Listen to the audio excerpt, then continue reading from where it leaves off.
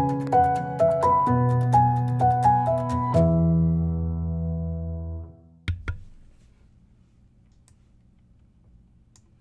everyone, it's technology expert Burton Kelso with Integral here, sharing another tech tip to help you get the most out of the technology in your life. Today we're talking about Macintosh computers and suspicious programs. That's right, another word for suspicious programs would be viruses. And viruses can do bad things to your Mac. Contrary to popular belief, Macintosh computers can get viruses, not as easily as Windows computers, but they can get infected. It's important to know what things you need to do in order to make sure that your Mac is virus free and what to do or what to look for when it comes to suspicious programs being downloaded on your Mac. Let's switch screens like we always do. Take a look at our Macintosh and see what you can do to help it run better in case you get a suspicious program installed on your computer. Switching screens here, we're up to a Mac, and one of the cheat things that I've got on here is the activity monitor. The activity monitor allows you to see what things are running in the background of your Mac. The challenge is with your Macintosh, and under normal circumstances, it's going to be running pretty darn fast. Macs are pretty much the Ferraris of the computer world, meaning that when you purchase a Mac, it's going to have all of the system requirements that go above and beyond for normal computing. So if it starts to slow down, you've got some serious issues. And usually those serious issues are those programs. So if you think that you have a suspicious program on your Macintosh, one of the first places you want to go to is the activity monitor. Now, normally you're not going to have a shortcut for the activity monitor like I do on this Mac, but let me show you where to go. So what you would do is follow your cursor and go to Finder. Once you're under Finder, click on the Go option. Once you're under Go, you want to go to Utilities. Once you're under Utilities, then you want to find the Activity Monitor. So let's double click on it. Now, Activity Monitor gives you a lowdown on everything that's going on with your Macintosh. Enlarge that so you can kind of get an idea of what the activity monitor is doing. So there's 4 things that the activity monitor looks at, and this is similar to the task manager on your Windows computer. So activity monitor looks at your CPU, which I'm circling here. It also takes a look at your memory or your RAM. Your RAM's your workspace on your Mac. Energy is another thing that it looks at. Your disk usage and your network. Now, if you have a suspicious program or a virus on your Mac, you can go down and look at the idle percentage. Now, in a situation like this, like you would have on your Mac, you want the idle to be at a pretty high percentage, and you want your system or your user to be at a pretty low percentage. If you're not doing anything on your Macintosh and your idle is sitting at a pretty low percentage and your system is high, then that could mean that you have a suspicious program loaded on your Macintosh.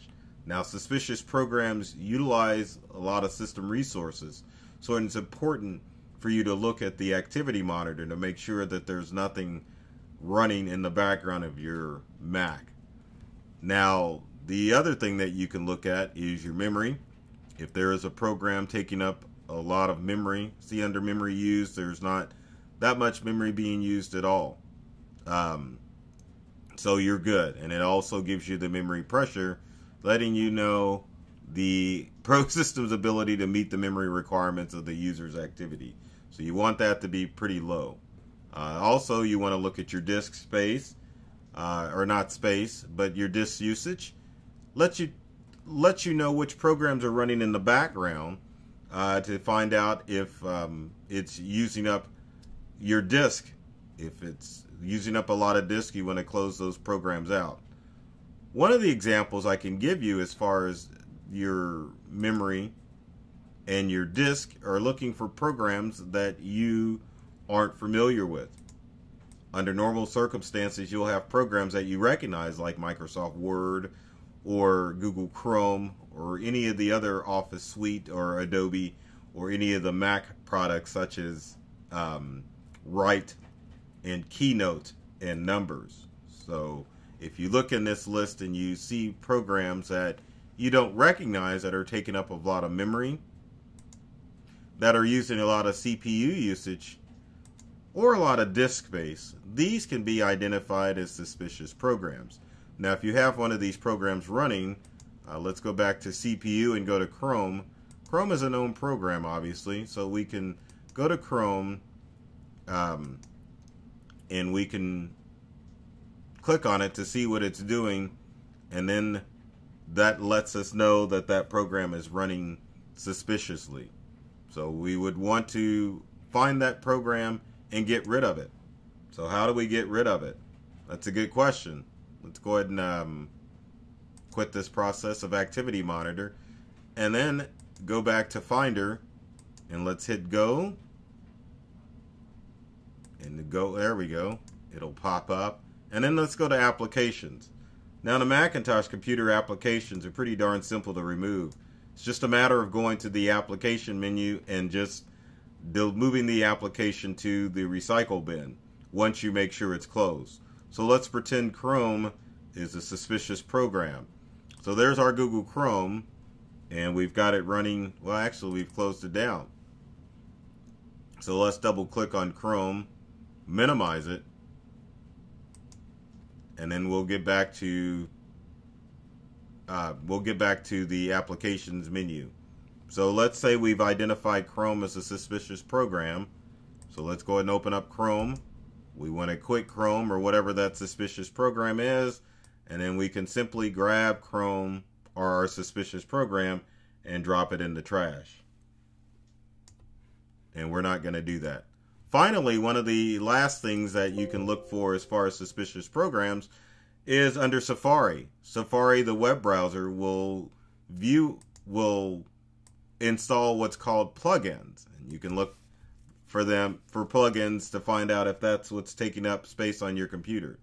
So going back to not Chrome, under Safari, we can click on Safari from the menu, and after a few seconds the menu will pop up, and then let's go to Preferences. Once we're under Preferences, we want to click on the Extensions tab, which is already enabled. And under normal circumstances, Mac users aren't going to have any extensions enabled. But if you do see extensions, you can click on those extensions and delete them out of Safari.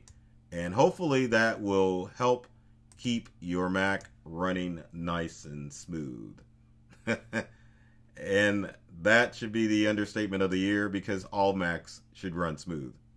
So if you have comments or questions about this tech tip, leave them in the comment section below. We'd love to hear from you to find out what tech tips that you would like me to cover in future videos.